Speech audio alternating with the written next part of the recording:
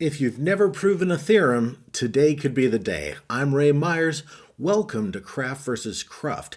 And today I'd like to build on last week's episode. You might want to catch up to that one if you haven't, and to the previous episode called First Order Logic, if that's not already a concept you're familiar with. But hopefully this will mostly stand on its own. Last week I showed this script human logic that I've been tinkering with, and since then I have added the part that actually proves it. So last week was called semi-formal methods, and I guess we're going fully formal now, though it does still have a very casual front end, as we'll see. So I'm going to fire this up here. What this does is it takes sentences in English and converts them to first-order logic or predicate logic. What's added since last week is it actually attempts to prove the propositions and conclusions that you give it by delegating to the Z3 SMT solver. That sounds complicated, but it's intended to be quite easy to use. So let's try it out. So I'm going to start entering some propositions. If I have a passport, I can go to Craft conference, which I'm going to in May. I'm actually presenting, which is a great honor. Okay, so we see passport I implies go to Craft conference I, and I guess is being referred to as a constant. Passport and go to Craft conference are predicates. So there would be other ways you could encode that, but I think that is just fine. And it says Z3 has verified it. There's not really much to verify at this point. Nothing is concluded. Let's give it some more information. Let's say I have my passport. I had to get it updated, but I do have it now. Great. So that's fine so far. We still haven't concluded anything. Let's say conclusion. I will go to Craft. All right. As you can see, it has parsed that into logic notation, and then it is asserted that Z3 has verified that that is a valid proof. And if we press Z here, we can see exactly what the Z3 code that it used here was. So what it's done here is it's run all these declarations. It's made sure that those satisfy. It's what we say in the land of SMT solvers. SMT, by the way, stands for satisfiability modulo theory. And then after that, we have this negated conclusion. We're going to assert not going to Craft conference. That better return unsat or not satisfiable. So just to show you what it's already done behind the scenes, let's go to the Z3 playground and put all that in. So first, I'm going to comment out this negated conclusion, and no output, that's fine. We're going to run check sat, satisfiable, and add the negated conclusion. It should say unsat. So this is a valid proof.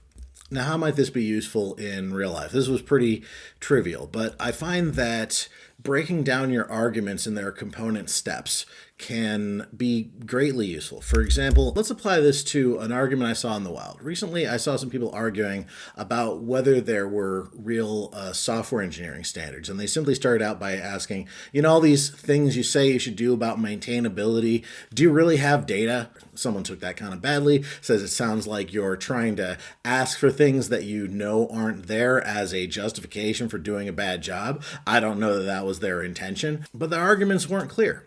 So oftentimes people will just hint at the argument they're trying to make. If I think that the conclusion is a little bit strange, I maybe will start by saying, okay, so is your argument that XYZ, therefore blah?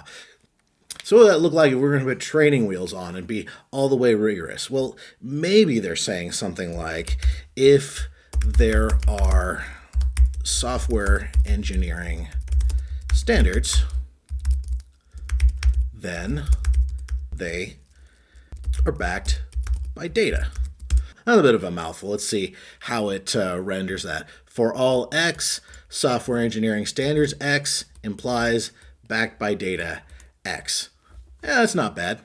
Then we could say there are no software engineering standards backed by data. Let's see what it does with that.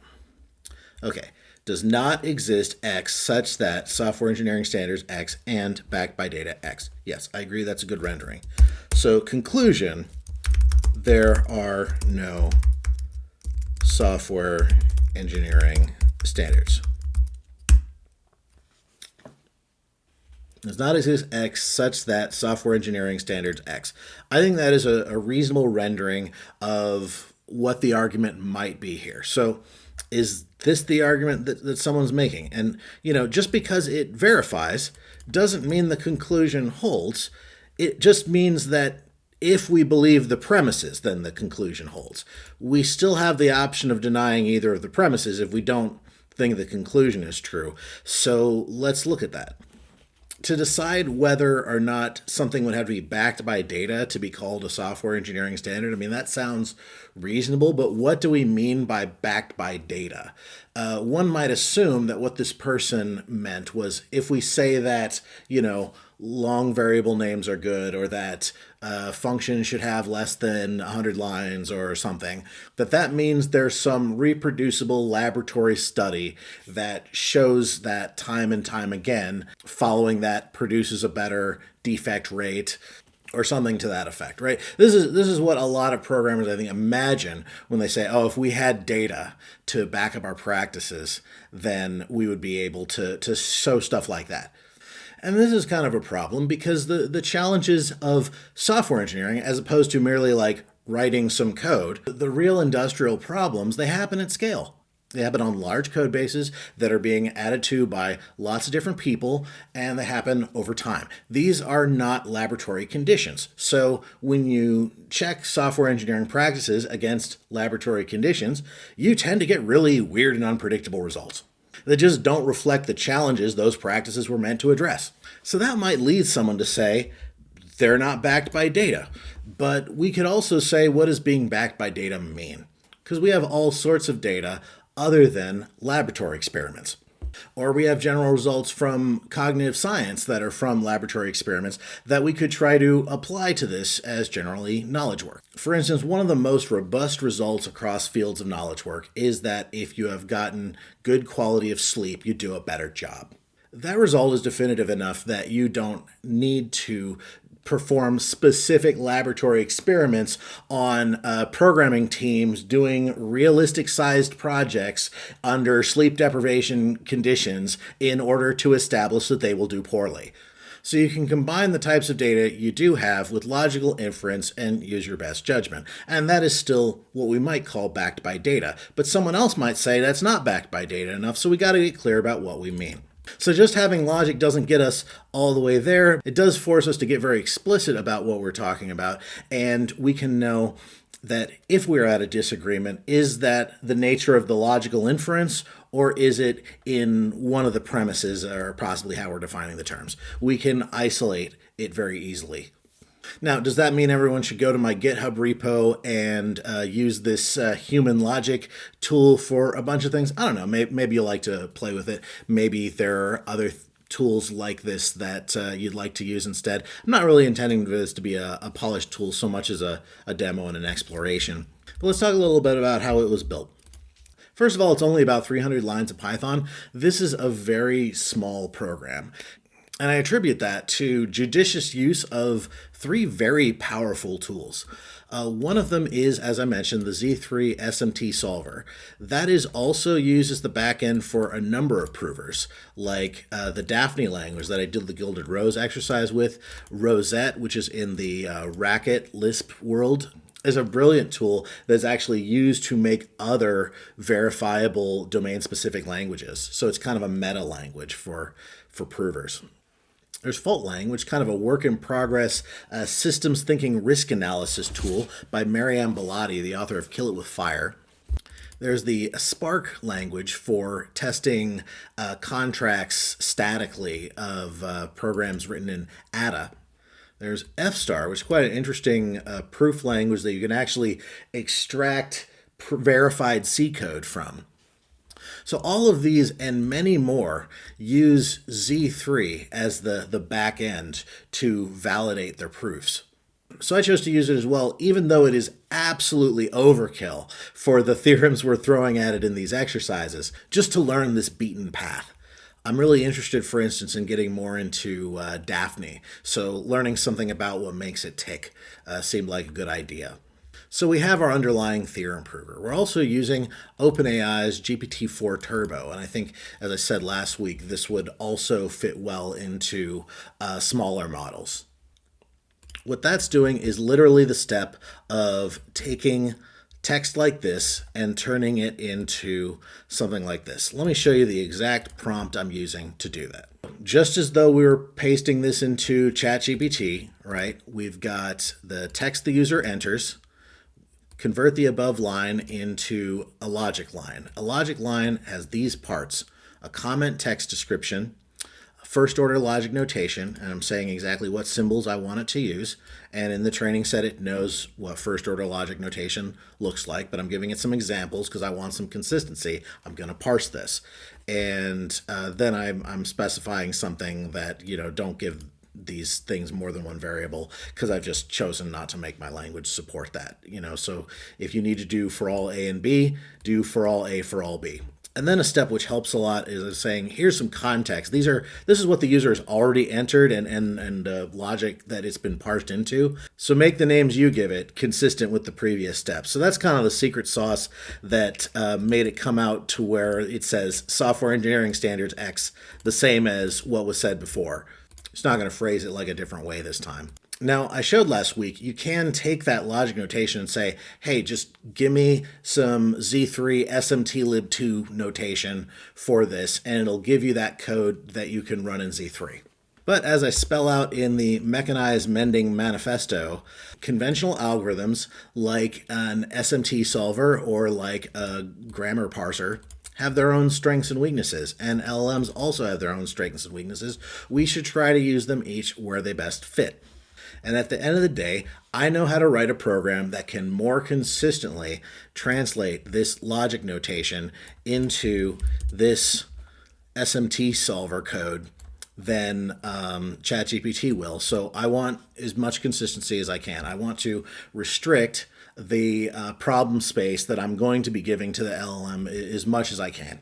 So what I do, nothing special. If you've worked with programming languages or domain-specific languages on the side of parsers before, I use this library, Lark, sort of similar to Antler in Java, or likes of Yak and Bison.